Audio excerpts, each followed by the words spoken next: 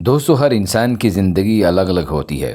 کوئی انسان ہر وقت غم اور مشکل میں پھنسا ہوتا ہے تو کسی پر خوشیاں برسات کی طرح برس رہی ہوتی ہیں، اور اسی طرح ایک طرف ایک غریب باپ کا بچہ ہوتا ہے جس کو کھانے کے لیے ایک وقت کا کھانا بھی نہیں میسر، تو دوسری طرف امیر باپ کے بیٹے کے سامنے نوکروں کی لائنیں کھانا اٹھا کے کھڑی ہوتی ہیں۔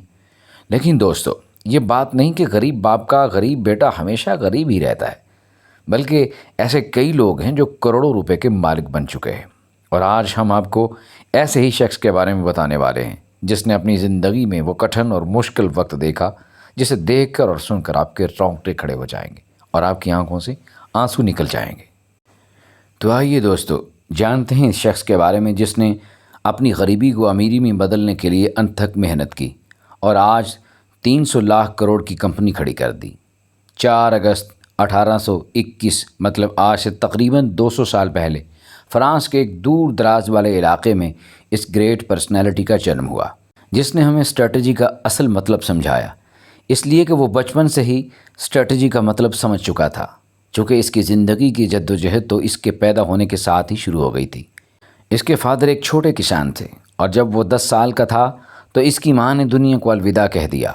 ماں کے مرنے کے بعد اس کے والد نے دوسری شادی کر لی اور اس کی سوتیلی ماں اس کے ساتھ بہت ظالمانہ شروع کرتی تھی۔ سوتیلی ماں کا ظلم اتنا بڑھ گیا کہ اس نے 13 سال کی عمر میں گھر چھوڑ دیا اور وہ پیرس کی طرف روانہ ہو گیا، جو کہ 500 کلومیٹر کی دوری پر تھا۔ اس کے پاس اتنے پیسے بھی نہ تھے کہ وہ کسی گاڑی کے ذریعے پیرس پہنچ سکتا، اس لیے اس نے یہ 500 کلومیٹر کا سفر پیدل چل کے پورا کیا۔ اس میں اسے پورے 2 سال لگ گئے۔ راستے میں اسے جو بھی کام ملتا وہ کرتا گیا۔ جب وہ پیرس پہنچا تو اس کے لیے تو یہ سب نیا تھا، لیکن اسے لگ رہا تھا کہ وہ یہاں محنت کر کے کامیاب ہو جائے گا۔ ان دنوں فرانس میں انڈسٹریل ریولوشن اپنے عروج پر تھا، اس لیے اسے کام بہت آسانی سے مل گیا، لیکن اس کام سے اسے اتنا ہی پیسہ ملتا تھا جس سے وہ اپنا پیٹ بھر سکے۔ اس کے پاس سونے کے لیے کوئی جگہ نہ تھی، لیکن اس کو اس بات سے کوئی گلہ شکوہ نہیں تھا۔ اسے بس یہ تھا کہ اسے اپنے کام میں ماہر ہونا تھا، اس وجہ سے وہ اتنے سے پیسوں میں بھی گزارا کر رہا تھا۔ اس نے لکڑی سے الگ الگ چیزوں کو بنانا سیکھ لیا تھا۔ کافی دنوں تک کام کرنے کے بعد اس کو احساس ہوا کہ اسے آگے بڑھنے کی ضرورت ہے۔ پھر وہ ایک اچھے کام کی تلاش میں نکل گیا۔ ایک جگہ اس کی خواہش کے مطابق کام مل گیا۔ یہاں اس کی سیلری بھی زیادہ تھی اور وہ اپنے کام میں اتنا ماہر ہو چکا تھا کہ جس مہارت سے وہ چیزیں بناتا اس کا مالک بھی اس سے بہت متاثر ہو چکا تھا۔ اسی دوران پیرس میں ایک جگہ سے دوسری جگہ سامان لے جانے کے لیے ٹرین بھی سٹارٹ ہو گئی۔ آپ سوچ رہے ہوں گے کہ ٹرین کے شروع ہونے سے ہمارے ہیرو کو کیا فائدہ ہو سکتا ہے؟ دوستو، اس نے تو ہمارے ہیرو کی پوری زندگی ہی بدل کے رکھ دی، کیونکہ سامان کو لے جانے کے لیے بڑے بڑے باکس کی ضرورت ہوتی تھی۔ تب ہی باکس کی ڈیمانڈ کئی گنا بڑھ گئی، تو ہمارے ہیرو نے اس سے فائدہ اٹھانے کی ٹھان لی۔